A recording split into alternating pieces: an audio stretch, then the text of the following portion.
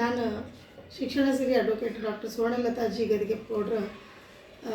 ನಾನು ಏನು ಹೇಳಿಕೆ ಕೊಡ್ತಾಯಿದ್ದೀನಿ ಅಂತಂದರೆ, ನನಗೆ 5ನೇ ತಾರೀಕು ಮೊನ್ನೆ 5/3/2025 DDP ಆಫೀಸಿಗೆ ನನ್ನ ಕೆಲಸದ ನಿಮಿತ್ತವಾಗಿ ನಾನು ಹೋದಾಗ, ಸರ್ಕಾರಿ ಕಚೇರಿಗೆ ಹೋದಾಗ ಸುಮಾರು ಸಂಜೆ 6:15 ಸುಮಾರು ಮೋಹನ್ ಹಿರೇಮನಿ, ಸೋಮಪ್ಪ ಕಮ್ಮಾರ, ಲಕ್ಷ್ಮಣ ದೊಡ್ಡಮನಿ ಇನ್ನಿತರರು ಎಲ್ಲರೂ ಕೂಡಿ ನನ್ನ ಕಾರಿಗೆ ಗೆರಾವ್ ಹಾಕಿ ನನಗೆ ಕಾರು ಒಳಗೆ ಹೊಕ್ಕ ಮೋಹನ್ ಹಿರೇಮನಿ ಹೊಡೆದು ನನ್ನ ಕೊಳ್ಳಾಗಿನ ತಾಳಿ ಚೈನ್ ಹರ್ಕೊಂಡಿದ್ದಲ್ದನ ನನ್ನ ಮೊಬೈಲನ್ನು ಕಸ್ಕೊಂಡು ಅದ್ರದಾಗಿನೂ ಬಹಳಷ್ಟು ನಂಗೆ ಮಹಿಳಾ ದೌರ್ಜನ್ಯ ಮಾಡಿದ್ದಲ್ದನ ಹಿಗ್ಗಾಮುಗ್ಗ ನನಗೆ ಥಳಿಸಿ ಬಹಳಷ್ಟು ನನಗೆ ಹೊಡೆದು ಬಹಳ ನನಗೆ ಹಲ್ಲೆ ಮಾಡಿದ್ದಾರೆ.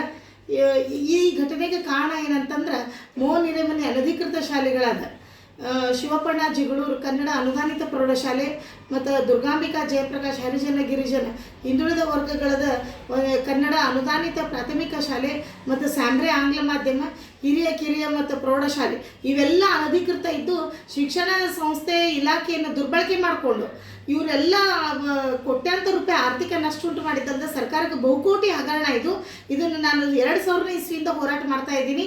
ಈಗ ಒಂದು ತಾರ್ಕಿಕ ಅಂತ್ಯಕ್ಕೆ ಬಂದು ಅವನ ಶಾಲೆಗಳು ಎಲ್ಲ ಅನಧಿಕೃತ ಅಂಥೇಳಿ ಇಲ್ಲಿ BO ರಿಪೋರ್ಟ್, ಇಲ್ಲಿ DDPI ರಿಪೋರ್ಟ್ಸ್ ಎಲ್ಲ ಬಂದು ಸರ್ಕಾರದಿಂದ ಇದ್ರ ಮ್ಯಾಗ ಕ್ರಮ ಕೈಗೊಳ್ಳಾರ್ದಕ್ಕೆ DDPI ಮೇಲೆ 1 to 4 ಚಾರ್ಜ್ ಶೀಟ್ ಆಗಲಿಕ್ಕೆ ಸರ್ಕಾರದ ಆದೇಶ ಆಗೈತಿ. ಹೀಗಾಗಿ DDPI ತಂದು ಇನ್ನು ನೌಕರಿ ಹೋಗ್ತೈತಿ, ತೆರೆದಂಡ ಆಗ್ತೈತಿ ಅನ್ನೋದು ತಿಳ್ಕೊಂಡವನು ಬೇಕಂತ ತಾನ ಒಳಗೆ ಕೂತ್ಕೊಂಡು ಹೊರಗಡೆ ನನಗಿಂತ ಕುಕೃತ್ಯ ಮಾಡಿಸ್ಲಿಕ್ಕೆ ಅವ್ರಿಗೆ ಕುಮ್ಮಕ್ಕು ಕೊಟ್ಟಿದ್ದಾನೆ. ಇವರೆಲ್ಲನೂ ಕೂಡಿ ನನ್ನ ಮೇಲೆ ಭಯಂಕರ ಮಾರಣಾಂತಿಕ ಹಲ್ಲೆ ಮಾಡಿದ್ದಾರೆ. ಅದೆಲ್ಲ CCTV ಫುಟೇಜಸ್ಗಳನ್ನು ಇಮಿಡಿಯೇಟಾಗಿ ಕಾರ್ಯಪ್ರವೃತ್ತರಾಗಿ ಪೊಲೀಸ್ ಇಲಾಖೆಯವರು ವಶಪಡಿಸಿಕೊಂಡಿದ್ದಾರೆ. ಯಾಕಂದರೆ ಇದು ಮತ್ತು ಒಂದು ದಲಿತ ದೌರ್ಜನ್ಯ ಅನ್ನೋ ಒಂದು ಸುಳ್ಳು ಅಟ್ರಾಸಿಟಿ ನಕಲಿ ಕೇಸು ದಾಖಲಿಸಲಿಕ್ಕೆ ಒಂದು ಪ್ರಯತ್ನವನ್ನು ಮೋಹನ್ ಹಿರೇಮನಿ ಮತ್ತು ಅವ್ನ ಪಟಾಲಮ್ಮ ಮಾಡ್ತು. ಬಟ್ ಅದರಲ್ಲಿ ವಿಫಲ ಆದರು ಅವರು. ಯಾಕಂದ್ರೆ ನಮ್ಮ ಮಾನ್ಯ ಕಮಿಷನರ್ ಸಾಹೇಬರು ಶಶಿಕುಮಾರ್ ಸರ್ ಅವರು ಇಮಿಡಿಯೇಟ್ ಕಾರ್ಯಾಚರಣೆಗೆ ಇಳಿದು ಚುರುಕಿನ ಮಿಂಚಿನ ಕಾರ್ಯಾಚರಣೆ ಮಾಡಿ ಅವರು ಆಳವಾದ ತನಿಖೆಯನ್ನು ಮಾಡಿ, ಇಲ್ಲ ದಲಿತ ದೌರ್ಜನ್ಯ ಅಲ್ಲ, ಇದು ಮಹಿಳಾ ದೌರ್ಜನ್ಯ, ಬಹುಕೋಟಿ ಹಗರಣವನ್ನು ಬಯಲಿಗೆಳಿತಕ್ಕಂಥದ್ದು. ಇದು 1ನೇದು FIR ಅಲ್ಲ, ಇದು 1ನೇದು ಕಂಪ್ಲೇಂಟ್ ಅಲ್ಲ. ಇಂಥದ್ದು ಬಹಳಷ್ಟು ಪೊಲೀಸ್ ಇಲಾಖೆಯಲ್ಲಿ ರೆಕಾರ್ಡ್ಸ್ ಆಗಿದ್ದಾವೆ ಅನ್ನೋದನ್ನು ಮನಗಂಡು ಅವರು ಇಮಿಡಿಯೇಟ್ ಅದನ್ನು ಆ್ಯಕ್ಷನ್ ತೊಗೊಂಡು CCTV ಫುಟೇಜ್ಗಳನ್ನು ವಶಪಡಿಸಿಕೊಂಡ್ರು.